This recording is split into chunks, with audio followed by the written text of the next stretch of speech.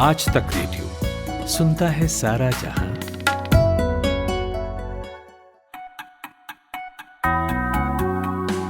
Hello, good morning. इस हफ्ते के पहले आज के दिन के साथ मैं हाजिर हूँ खुशबू कुमार। तारीख है 24 जुलाई। मणिपुर में जारी हिंसा का असर मिजोरम तक पहुंच गया है। यहाँ रह रहे मैतेई समुदाय ने डर की वजह से पलायन शुरू कर दिया है। समझेंगे मिजोरम सरकार की चिंताएं क्या हैं और ग्राउंड पर अब हालात कैसे हैं। फिर बात होगी मध्य प्रदेश में होने वाले बाबा बागेश्वर की कथा की। इसे कांग्रेस नेता कमलनाथ करवाने वाले हैं। कथा के बदले आशीर्वाद में कमलनाथ क्या चाहते हैं, उनकी राजनीति को टटोलेंगे। और आखिर में सुप्रीम कोर्ट का रुख करेंगे, जहां सुनवाई होनी है असम के परिसीमन की। मतलब राज्य के विधानसभा क्षेत्रों को नए सिरे से तय किया जाएगा। राज्य की 9 विरोधी पार्टियां इसके खिलाफ है, क्यों बताएंगे। लेकिन सबसे पहले सूरज कुमार से सुनिए 60 सेकंड्स हेडलाइंस। शुक्रिया खुशबू। संसद में मॉनसून सत्र का आज तीसरा दिन। सरकार बोली मणिपुर हिंसा पर चर्चा हो। विपक्ष ने कहा इस मुद्दे पर प्रधानमंत्री दे बयान। सत्येंद्र जैन की जमानत याचिका पर आज सुनवाई।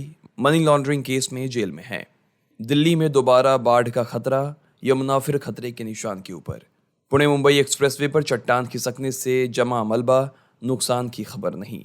बीजेपी विधायक बोले मणिपुर हिंसा में राज्य सरकार शामिल। मणिपुर के बाद मिजोरम में भी दहशत। ज्ञानवापी परिसर में आज शुरू हो गया सर्वे। 21 जुलाई को मिली थी कोर्ट से अनुमति। सूडान में एक विमान क्रैश, 9 की मौत।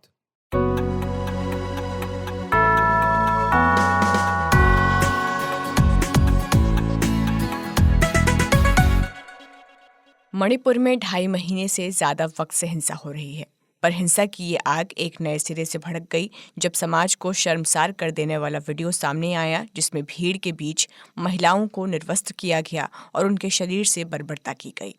इस घटना के बाद से पड़ोसी राज्य की सरकारें भी हरकत में आ गई हैं। यहाँ रह रहे मैतेई समुदाय ने डर की वजह से पलायन शुरू कर दिया है। मिजोरम की राज्य सरकार मैतेई समुदाय के लोगों को एयरलिफ्ट करके सुरक्षित स्थानों पर ले जा सकती है, ऐसा बताया जा रहा है। वहीं पर सुरक्षा व्यवस्था भी बढ़ा दी गई है। वहीं मणिपुर में भी बीते शनिवार रविवार को उन इलाकों में हिंसा की घटनाएं हुई जहां अब तक शांति थी। रविवार को मणिपुर के चुराचांदपुर के कंगबई इलाके में फायरिंग और आगजनी हुई। इस घटना के वक्त आज तक रेडियो की टीम चुराचांदपुर के फायर जोन में ही थी। असम राइफल्स के जवानों ने इस घटना के दौरान हमारे टीम के मेंबर्स को फायर जोन से सुरक्षित भी निकाला था। तो सबसे पहले हम ग्राउंड पर मौजूद आशुतोष मिश्रा से इस घटना का आंखों देखा हाल जानेंगे और राज्य के ताज़ा हालात समझेंगे। देखिए, स्थिति तो मणिपुर क्या समझे कि 3 महीने बाद भी कोई सुधार के नाम पर तो नहीं है। और खासकर जिस तरह महिला का वीडियो सामने आया, उसके बाद हम पिछले 3 दिनों से जो हिंसा की घटनाएं देख रहे हैं, वो है हिंसक फायरिंग। जो कल बीती रात चूराचंदपुर इलाके में बहुत तेजी से गोलीबारी हो रही है एक दूसरे के खिलाफ। बीती रात 12 घंटे की फायर, और अभी हम थोड़ी देर पहले बस जान बचा के उस इलाके से निकले हैं। अचानक से गोलीबारी वहां पर होने लगी। असम राइफल्स की टीम ने हमें वहां से निकाला। चूराचंदपुर में जहां जबरदस्त प्रदर्शन हो रहे हैं, आगजनी भी हुई है। कल घर कई जला दिए गए हैं। सुरक्षा बल जो बंदोबस्त काफी तेज कर दिया गया है। लेकिन ये बात सही है कि घटनाओं पर सरकार रोक लगाने में नाकामयाब रही है, और खासकर लगातार जो तनाव है वो बढ़ रहा है इन इलाकों में। आप देखेंगे कि खासकर वो इलाके बिष्णुपुर हों चाहे चूराचांदपुर हों, जहां पर कुकी और मैतेई समाज के लोग एक दूसरे के आमने सामने रहते हैं, वहां पर स्थिति बेहद नाजुक, जिसको हम लाइट फायर शेयरिंग कहते हैं, वो एक बार फिर शुरू हो गई थी दोनों समुदायों के बीच में। और एक बुलेट का जो टुकड़ा है जो लोहे से टकरा के हमारे हाथ में हमें मिला है, वो हमने देखा, उससे अंदाजा लग रहा है कि ये साधारण सिंगल बैरल या डबल बैरल गन नहीं है, बल्कि कुकी समुदाय के उन इलाकों में गए थे जहाँ स्थानीय लड़कों ने विलेज डिफेंस फोर्स बना रखी है। उन्होंने बंकर और इस तरह बना रखे हैं जैसे कि कोई सरहद हो। यानी मुख्य जो राष्ट्रीय राजमार्ग है वो लाइन ऑफ कंट्रोल बन गई है। उसके किनारे रहने वाले लोग बिल्कुल ऐसा लगता है कि एक दूसरे के सामने खड़े हैं, जबकि ये एक ही राज्य के, एक ही देश के वो लोग हैं जो एक साथ एक थाली में खाते थे। लेकिन आज ऐसी दुश्मनी हो गई है तो वो एक दूसरे के इस कदर दुश्मन बन गए कि उन पर हथियार ताने खड़े हैं। ये स्थिति वास्तविक मणिपुर की है और ये बिल्कुल बेहद चिंताजनक है। आशुतोष, मणिपुर में जो ये हिंसा की आग है अब वो मिजोरम तक पहुंच चुकी है। मिजोरम की राज्य सरकार की क्या चिंताएं हैं और उनकी ओर से क्या कदम उठाए गए हैं अब तक? ये देखिए, जो कुकी समुदाय के लोग हैं, ये कुकी, मिजो नागा जो हैं, ये दरअसल पहाड़ी इलाकों में जो एक अलग ट्राइब है वो एक साथ रहते हैं। इनके जो सभ्यताएं हैं, कल्चरल हेरिटेज है, वो एक जैसी हैं। लेकिन जैसे ही मैतेई के साथ ये झगड़ा शुरू हुआ है तो मिजोरम में जो मैतेई समाज के लोग रहते हैं उनको काफी धमकियां मिलने लगी हैं, चेतावनी मिलने लगी है। तो उनको ये कहा गया कि या तो आप इंडोर रहें, घरों में रहें, या फिर मिजोरम छोड़कर चले जाएं, क्योंकि मिजोरम में ज्यादातर मिजो ट्राइब के लोग रहते हैं। ऐसे में ये भी जानकारी मिली है कि मणिपुर की सरकार उनको एयरलिफ्ट करना चाहती है, वहां से निकाल के सुरक्षित जगहों पर ले जाना चाहे, लेकिन अपने आप में बड़ी चुनौती है। लेकिन जहां पर वो रहते हैं उन इलाकों में सुरक्षा व्यवस्था बेहद चाक चौबस कर दी गई है। लेकिन ये जो ज्यादातर तनाव है मणिपुर में व्याप्त है, लेकिन हाँ वो मैतेई लोग जो पड़ोसी राज्यों में रहते हैं, चाहे मिजोरम हो, क्योंकि वहां पर जो मिजो ट्राइब है वो इनके बेहद जो कुकी है उनके बेहद करीब हैं सभ्यताओं में, तो ये कह सकते हैं कि हाँ उनको लेकर के कुछ चिंताजनक स्थिति जरूर है। लेकिन फिलहाल वहां से हिंसा की कोई खबर नहीं है और वहां की सरकार कोशिश कर रही है कि जो भी मैतेई समाज के लोग रहते हैं वहां पर सुरक्षा घेरा बढ़ा दिया जाए। लेकिन अगर उनको एयरलिफ्ट कर दिया जाता है तो संभवतः ऐसी कोई घटनाएं नहीं होंगी। तो स्थिति चिंताजनक जरूर है, लेकिन अभी हालात उन इलाकों में नियंत्रणपूर्ण है। जहाँ स्थिति सबसे ज्यादा खराब है वो है मणिपुर, क्योंकि यहाँ की स्थिति में कोई सुधार मैं नहीं देख रहा हूँ। ये थे आज तक रेडियो रिपोर्टर आशुतोष मिश्रा, जो हिंसाग्रस्त क्षेत्र से लगातार रिपोर्टिंग कर रहे हैं।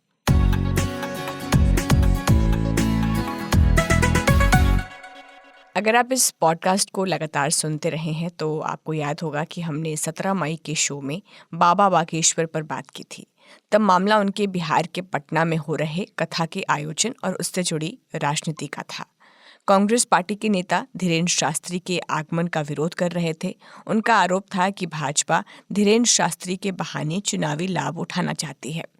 अब वर्तमान में लौटते हैं। वही धीरेन्द्र शास्त्री है, वही कांग्रेस पार्टी है और वही कथा वाचन का प्रोग्राम है। लेकिन इस बार के आयोजक मध्य प्रदेश कांग्रेस के प्रमुख और पूर्व मुख्यमंत्री कमलनाथ हैं। 5 अगस्त से 7 अगस्त तक कमलनाथ अपने चुनावी क्षेत्र छिंदवाड़ा में ये आयोजन करवाने वाले हैं। बाबा बागेश्वर को लेकर कांग्रेस का स्टैंड राज्य दर राज्य अलग है, क्योंकि कांग्रेस पार्टी ये मानती है कि बाबा बागेश्वर का कनेक्शन चुनावी नफा नुकसान से है और मध्य प्रदेश में भी चुनाव होने वाले हैं।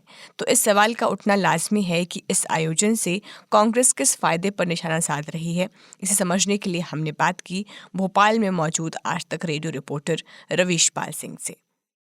देखिए, आपको बताएं कि मध्य प्रदेश में 2018 विधानसभा चुनाव से ही कांग्रेस जो है वो सॉफ्ट हिंदुत्व की पिच पर खेलती आई है। सॉफ्ट हिंदुत्व के नाम पे कमलनाथ को हनुमान भक्त कमलनाथ बता करके कांग्रेस ने 2018 का चुनाव लड़ा था। तब से लेके अब तक कमलनाथ को लगातार यहाँ पे हनुमान भक्त बताते रहे हैं कांग्रेस के तमाम नेता। मध्य प्रदेश में जब हम बात करते हैं तो इस समय सबसे ज्यादा डिमांड में बाबा बागेश्वर के जो पीठाधीश्वर हैं पंडित धीरेन्द्र कृष्ण शास्त्री, उनकी डिमांड है। भाजपा के नेता हो, कांग्रेस के नेता हो, सभी उनकी कथाओं का आयोजन करवाने की जुगत में लगे हुए हैं। भाजपा के नेता 2 बड़ी कथाएं उनकी करवा चुके हैं। गोविंद सिंह राजपूत जो शिवराज सरकार में परिवहन मंत्री हैं और हरदीप सिंह डंग जो कि शिवराज सरकार में ही मंत्री हैं। इन दोनों ने अपने अपने विधानसभा क्षेत्रों में कथाएं करवा दी हैं बाबा बागेश्वर धाम के पीठाधीश्वर की। अब कमलनाथ जो है कांग्रेस का सबसे बड़ा चेहरा है मध्य प्रदेश में, वो अपने गृह क्षेत्र छिंदवाड़ा में ये आयोजन करवा रहे हैं 5 से 7 अगस्त तक के लिए।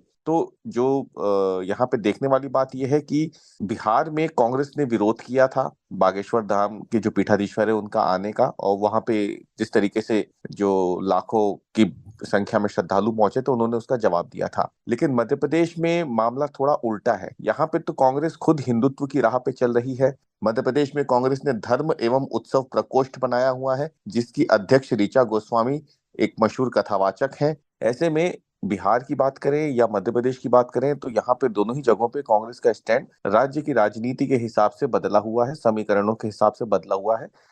रविश, आपने अभी बताया कि भाजपा भी मध्य प्रदेश में धीरेन्द्र शास्त्री का इवेंट ऑर्गेनाइज करा चुकी है और अब कांग्रेस पार्टी भी पीछे नहीं है। तो कौन सी पार्टी जो है वो राज्य में बाबा बागेश्वर के हिंदुत्व को राज्य में ज़्यादा भुना पाएगी? देखिए, कथा जब भी होती है बागेश्वर धाम की तो यहाँ कहीं पर भी कोई पॉलिटिकल वो बयानबाजी उनकी नहीं होती है। लेकिन एक बात जो धीरेन्द्र कृष्ण शास्त्री लगातार लंबे समय से कर रहे हैं वो है हिंदू राष्ट्र की। और जाहिर सी बात है कि जब बात हिंदू राष्ट्र की आती है तो भारतीय जनता पार्टी के जो नेता है, भारतीय जनता पार्टी के जो आयोजनकर्ता होते हैं, जो ये कथा करवाते हैं, उनको इसका इसलिए भी फायदा मिलता ज्यादा दिखता है क्योंकि ये भाजपा की जो राजनीतिक पिच है उससे मेल खाता हुआ बयान दिखता है। दरअसल अगर हम बात करें दूसरी तरफ कांग्रेस की, तो जाहिर सी बात है कांग्रेस ने कभी हिंदू राष्ट्र की बात नहीं की, ना ही एक तरीके से देखा जाए तो एक हार्डकोर हिंदुत्व की उन्होंने कभी बात भी की है। इसलिए कांग्रेस में ये पहली बार क्योंकि कोई बड़ा चेहरा ये कथा करवा रहा है, तो ये वाकई में देखने लायक बात होगी कि हर जगह वो हिंदू राष्ट्र की बात करते हैं। देखना लेकिन अब ये होगा, दिलचस्प होगा कि जब वो कमलनाथ के आयोजन स्थल पर जाकर के, उनके मंच पर जाकर के कथा करेंगे, क्या वहां पर भी हिंदू राष्ट्र की वो मांग जो लगातार हर मंच से उठा रहे हैं वहां उठाएंगे? क्योंकि अगर ऐसा होगा तो वाकई अपने आप में ये काफी ज्यादा एक हैरान कर देने वाली घटना होगी। इसलिए फिलहाल अगर देखा जाए तो राजनीतिक बयानबाजी से धीरेन्द्र कृष्ण शास्त्री बचते हैं। हिंदू राष्ट्र की बात वो हर जगह करते हैं। देखना अब ये होगा कि अगर वो यहाँ पे भी ये करते हैं, तब हम ये मान सकते हैं कि मध्य प्रदेश में जो है सियासत नई करवट ले सकती है। क्योंकि अभी तक के हिसाब से अगर देखा जाए तो फायदा या नुकसान जो है, जहां पे भी ये कथा होती है, उस संबंधित नेता को या उस क्षेत्र में फायदा मिलने की संभावना इसलिए ज्यादा है क्योंकि धीरेन्द्र कृष्ण शास्त्री को सुनने के लिए लाखों लोग आते हैं। और जो आयोजनकर्ता होते हैं, उनकी तारीफें जरूर धीरेन्द्र कृष्ण शास्त्री करते हैं। उनके लिए जरूर वो एक तरीके से ऐसी कुछ बातें बोलते हैं जो वहां आए लाखों लोगों की भीड़ के मन में रहती है। ऐसे में अब किसी पार्टी को ज्यादा फायदा मिल रहा हो ये कह पाना थोड़ा मुश्किल है, लेकिन इतना जरूर तय है कि जो आयोजन करता होता है उसका फायदा जरूर पंडित धीरेन्द्र कृष्ण शास्त्री अपने कथाओं के बाद जो आशीर्वाद उन्हें देते हैं उसके रूप में उनको जरूर मिलता है।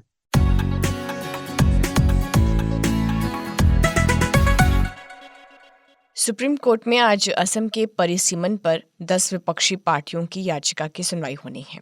चुनाव आयोग ने 46 साल बाद राज्य के परिसीमन की प्रक्रिया की शुरुआत की है। इस प्रोसेस को पहले भी 2 बार टाला जा चुका है। हालांकि कांग्रेस समेत अन्य विपक्षी पार्टियां इस बार भी इसका विरोध कर रही हैं। उनका कहना है कि ये 2001 की जनगणना के आंकड़ों के आधार पर होगी, लेकिन इसे 2011 की जनगणना के आधार पर किया जाना चाहिए था। असम में अभी विधानसभा की कुल 126 सीटें, लोकसभा की 14 और राज्यसभा की 7 सीटें हैं। नए परिसीमन से मौजूदा विधानसभा सीटों की संरचना में बड़े बदलाव होने की संभावना है। ऐसी चर्चा है कि इस परिसीमन में ऊपरी असम में एक तरफ जहां करीब 3 हिंदू बहुल सीटें कम हो जाएंगी, वहीं निचले असम की मुसलमान बहुल कई सीटों में भी व्यापक बदलाव हो सकते हैं। चुनाव आयोग ने अपने तैयार मसौदे पर 3 दिनों की जन सुनवाई करवाई थी, जिसका कल आखिरी दिन था। इसमें अलग अलग समूहों से 1200 से अधिक सुझाव मिले। जन सुनवाई में किस तरह के सुझाव आए हैं ये अभी सामने नहीं आया है, लेकिन चुनाव आयोग का मसौदा क्या कहता है और इस परिसीमन के पीछे उनके क्या तर्क हैं, इसे जानने के लिए हमने बात की कानून से जुड़ी खबरों पर नजर रखने वाली आज तक रेडियो रिपोर्टर अनिशा माथुर से।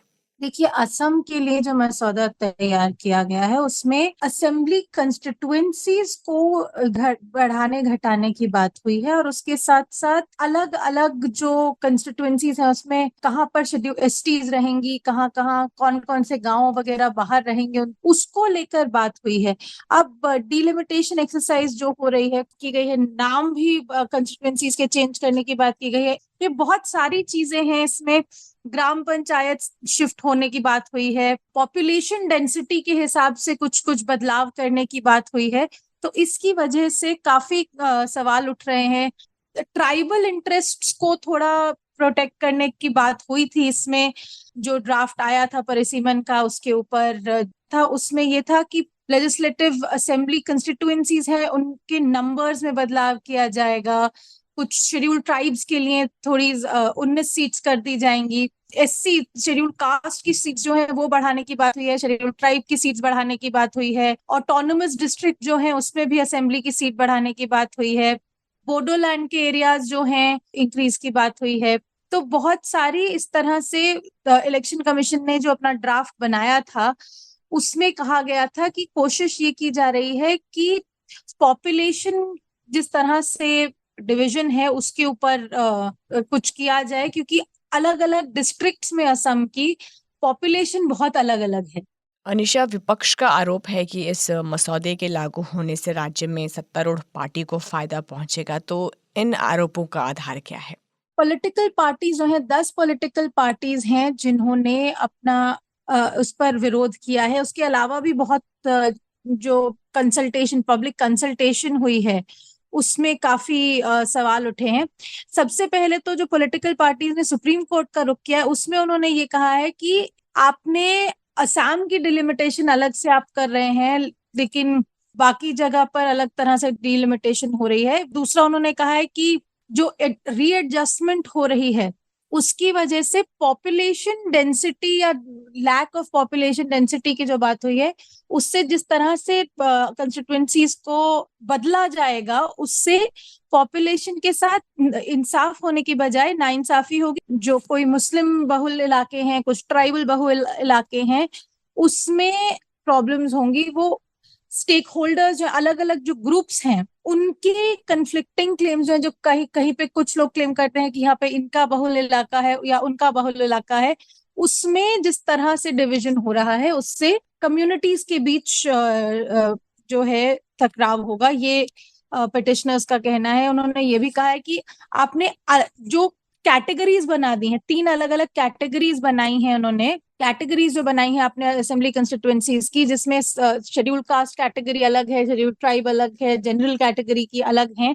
उनको जिस तरह से आपने आइडेंटिफाई किया है, जिस तरह से आपने इसको सोचा है, विचार किया है, उससे थोड़ा डिस्क्रिमिनेशन होता है। जो अलग अलग जहाँ पर ट्राइबल बहुल इलाके नहीं भी है, वहां पर आपने ट्राइबल कंस्टिट्यूएंसी बना दी है।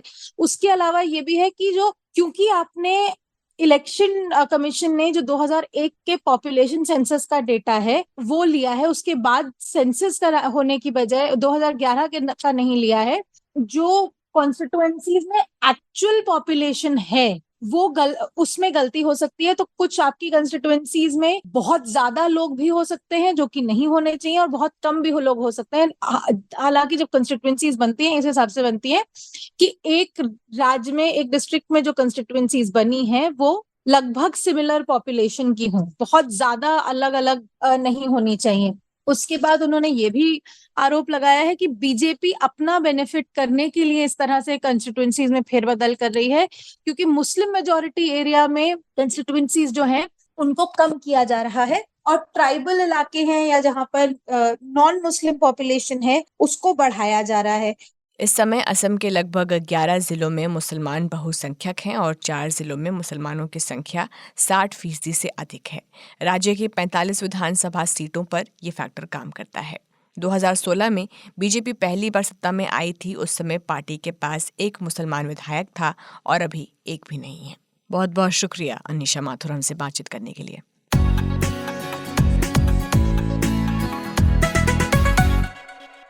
और अब वक्त हो गया है हमारे स्पेशल सेगमेंट आज की अखबार का।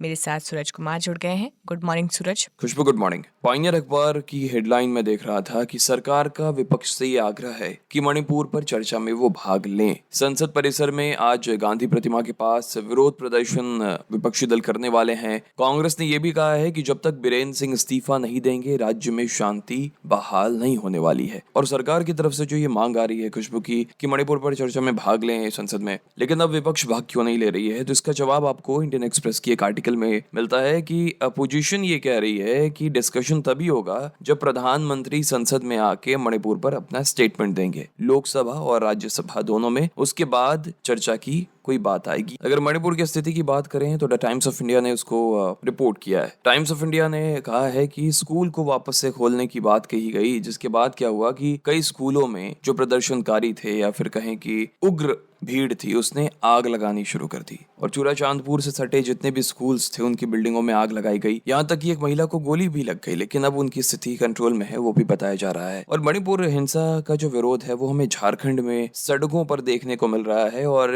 ये जितने भी ट्राइबल ग्रुप्स हैं उनके द्वारा किया जा रहा है, वो सड़कों पर आ गए हैं और पॉलिटिक्स ऑफ साइलेंस और पोलराइजेशन पर वो निशाना साध रहे हैं कि कब तक इससे काम चलने वाला है। अब अगर हम इंडियन एक्सप्रेस से हिंदुस्तान हिंदी की तरफ बढ़ते हैं तो हिंदुस्तान हिंदी की जो लीड स्टोरी है वो दिल्ली बाढ़ को लेकर है कि यमुना हिंडन में उफान से दिल्ली नोएडा सहमे, ये हेडलाइन है। राजधानी में येलो अलर्ट जारी कर दिया गया है। गाजियाबाद के कई गांवों में पानी भर गया है। अगर हम एक लेवल की बात करें, यमुना का जल स्तर कितना है, तो 206.44 मीटर तक यमुना का जल स्तर है वो पहुंच गया है।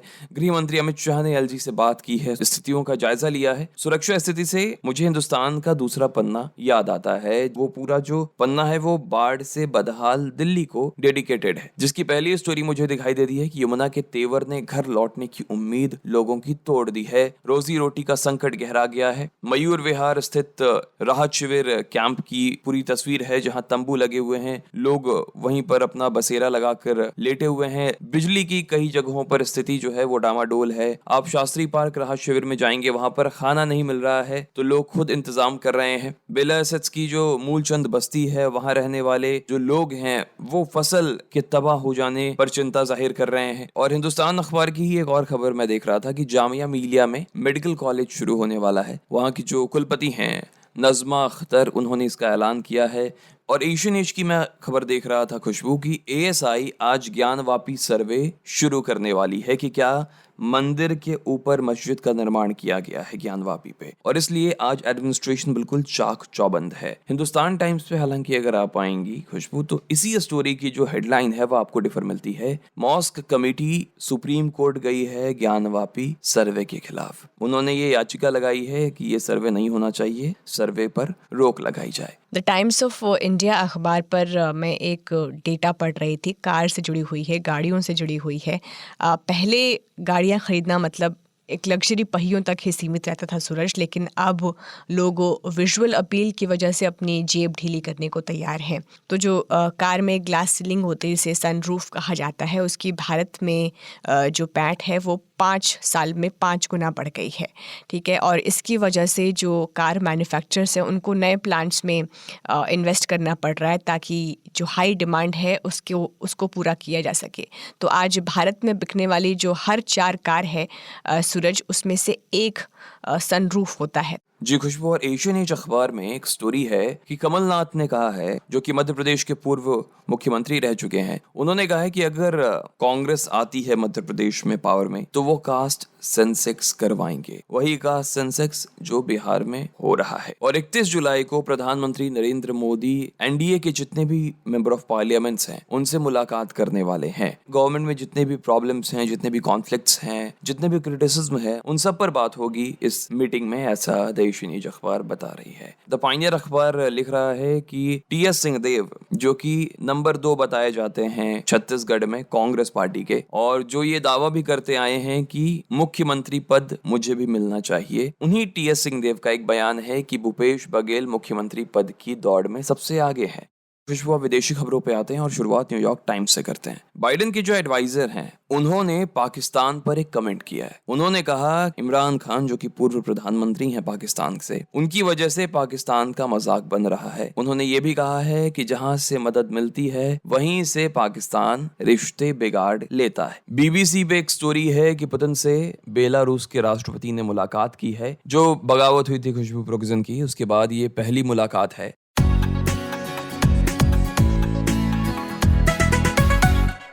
आज 24 जुलाई की तारीख इतिहास में किस तरह दर्ज है, अब वो जान लेते हैं। बतौर वित्त मंत्री मनमोहन सिंह ने आज ही के दिन 1991 में अपना पहला बजट संसद में पेश किया था। भारत के इतिहास में इस बजट को गेम चेंजर बजट कहा जाता है। साल 2000 में आज ही के दिन एस विजयलक्ष्मी शतरंज की पहली महिला ग्रैंड मास्टर बनी। 1938 में स्विट्जरलैंड में नेस्कैफे ने पहली बार इंस्टेंट कॉफ़ी को मार्केट में उतारा था। तो पॉडकास्ट आज के दिन में आज इतना ही। कैसा लगा आपको ये पॉडकास्ट, हमें ज़रूर बताइएगा। हमारा पता है radio@aajtak.com। इस पॉडकास्ट को प्रोड्यूस किया है कुंदन कुमार ने, साउंड डिज़ाइन नितिन रावत का है। खुशबू कुमार को अब दीजिए इजाज़त। अगली मुलाकात आपसे 10 बजे के न्यूज़ बुलेटिन में होगी। नमस्कार।